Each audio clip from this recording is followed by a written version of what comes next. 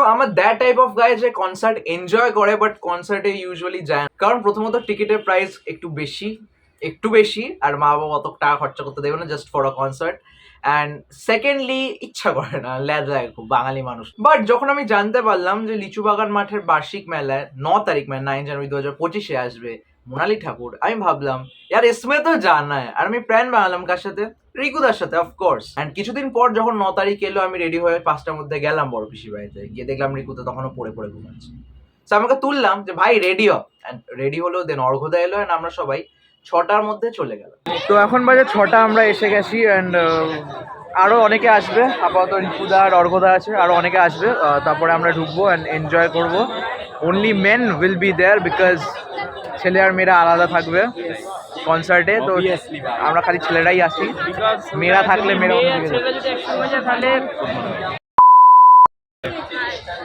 আমার video already আর rated হয়ে গেছে গাইস, কিছু করার নেই। তো চলো ঘোরা যাক। 6টার মধ্যে গেলেও পুরো জায়গাটা ফাঁকা ছিল, যেটা আমরা জানি যে 1 ঘন্টা পরে থাকবে না। তো আমরা গিয়ে বসে পড়লাম, এসে বসে গেছি। আপাতত আমার ক্যামেরাটা খুব বাজে আমি জানি, বাট আমরা এসে বসে গেছি, ওয়েট করছি। প্রবাবলি 7টার মধ্যে মোনালি ঠাকুর চলে আসবে and we will experience a good concert maybe. Main event শুরু হয়েছে 7টায়। ফার্স্ট পারফরমেন্স শর্মিষ্ঠা বলে কেউ একজনের হবে, আমি চিনি না, আই এম সরি গাইস।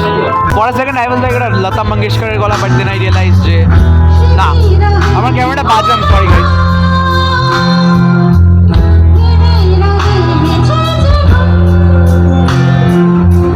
গলা ভালো ছিল কিন্তু আমি ঠিক এনজয় করতে পারলাম না। বাট তারপরে multi talented artist Shri Partha, যার বিষয়ে আমার কোনো আইডিয়া ছিল না, বাট দারুণ গেয়েছে, মানে পুরো মাহল সেট করে দিয়েছে।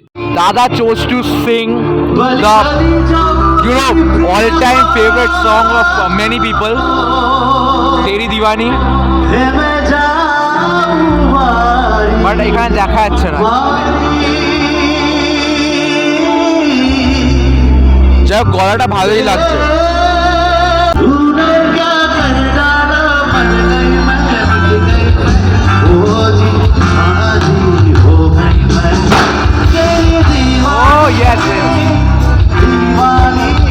ভালো করছে।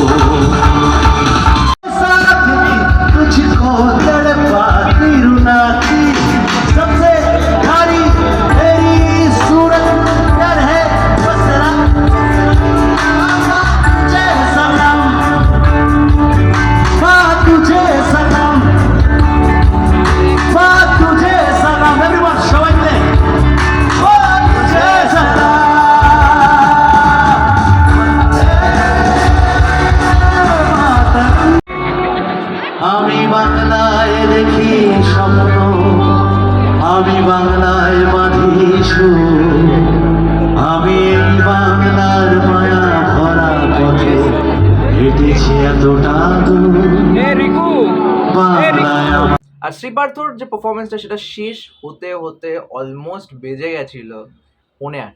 আর তারপরে 15 মিনিটের জন্য একটু স্টেজের লাইটস অফ হয়ে গেছিল, বিকজ মোনালি ঠাকুরের যে টিম আছে তারা নিজের সেট আপটা করছিল। মানে একটাই জিনিস, মোনালি ঠাকুর কিছুক্ষণ পরেই স্টেজে আসবে। And the wait was finally over.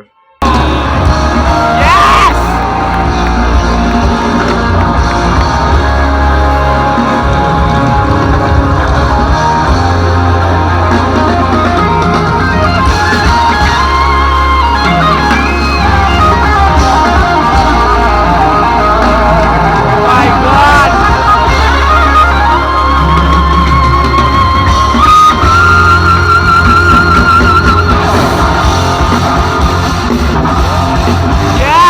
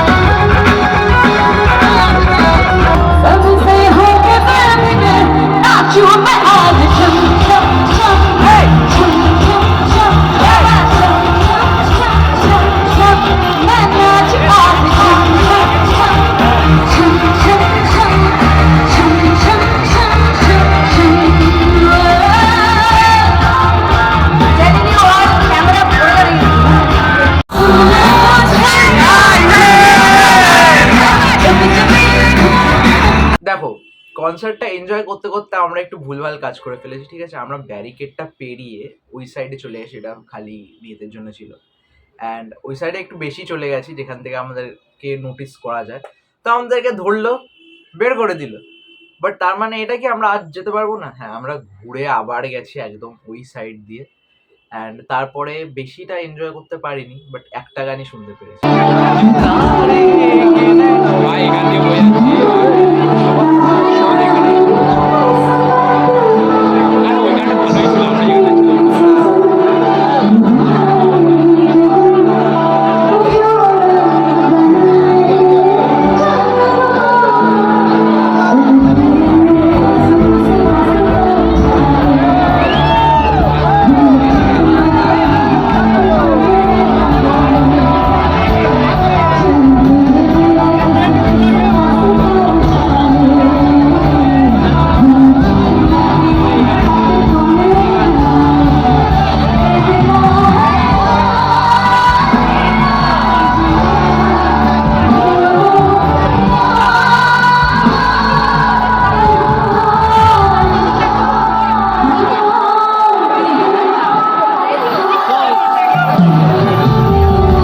Time 10:33 আর আমরা সবাই এখন বেরোচ্ছি।